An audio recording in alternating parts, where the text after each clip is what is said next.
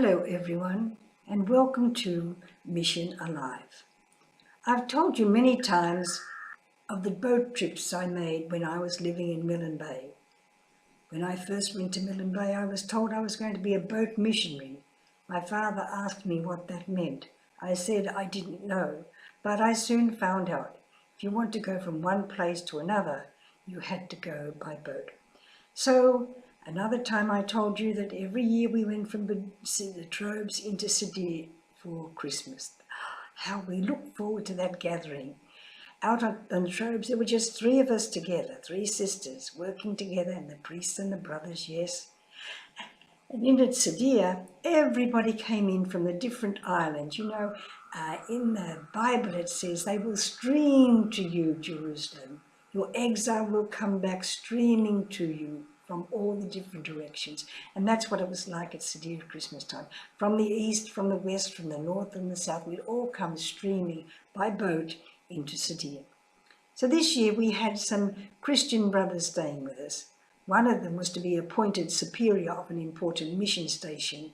So he had asked if he could come to us to have a good holiday away from everybody who knew him, and he brought one of his brothers with him.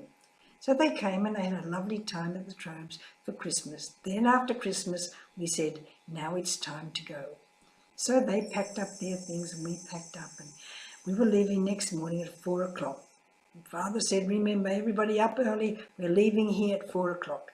So next morning we all got up at 3 o'clock. We were just about ready to go, waiting for the truck to come over to collect our things, when Father said, everybody go back to bed, we're not going, it's too rough. We were happy to go back to bed because the wind was really howling. One day we slept. Next morning we woke up, things weren't much better. And so close to 4 o'clock, Father came across and said, go back to bed, we're not going, it's too windy. The third morning was much the same. Maybe it was a little bit calmer, and we waited. No voice called out. We heard the engine start up. The truck came over. We loaded our things on, and we went down to the wharf and got on the boat. This time it wasn't the big Morning Star, the biggest mission boat that we had. It was a much smaller one, the St. Paul, that belonged to Bedoya. That was the place where we would stop overnight on our way into Sadia. So I was standing on the back of the boat, and this visiting brother came and stood beside me. And he said, now I can understand why you look forward so much to your holiday at Sadia. Here you have no company. And I said, oh yes, I have the other sisters' company, I have the children's company, I have the people's company. He said, yes, but you're here the whole year. He said, I come from the highlands. And he said, if the sisters want to do something or go somewhere, they get in a car, they get in a truck, they get on a PMV, and they just drive to the next station and meet the other sisters and then come back. They've got other company. They can go out to other people. But you don't have anybody. It's very lonely. I had never found it lonely. I loved it, but it made me think of how other people saw my life. Then we started to go. Some of the young girls had asked if they could come with us into Sadia for Christmas. They loved coming because it was a chance to get off the island, like Brother said. They'd never been off that island, they'd never met other kind of people, and here they were going to Sadia.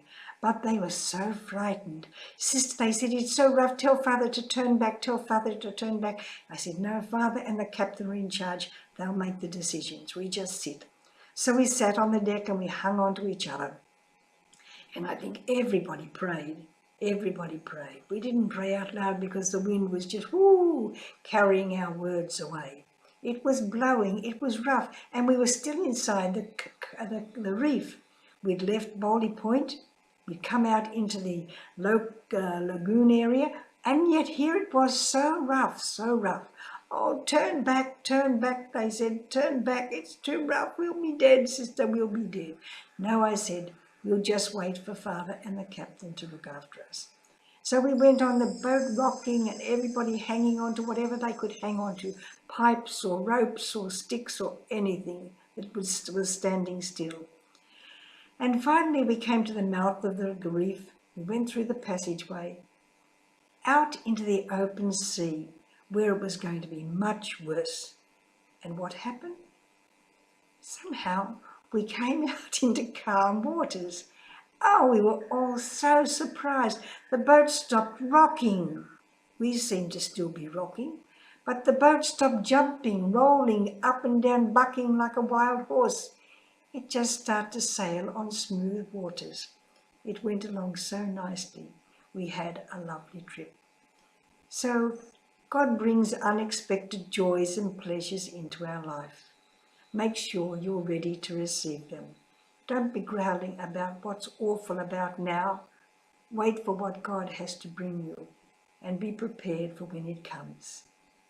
Have a good day and go out and look for God's goodness. Bye now.